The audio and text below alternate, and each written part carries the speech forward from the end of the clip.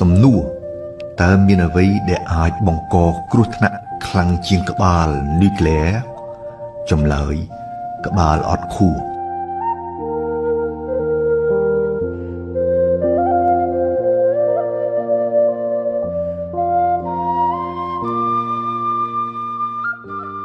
កំពូលមនុស្សជជែកគ្នាពីគោលគំនិត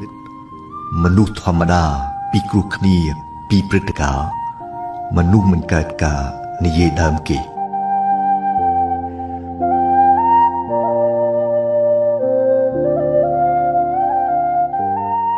ធ្វើជាមនុស្សល្អ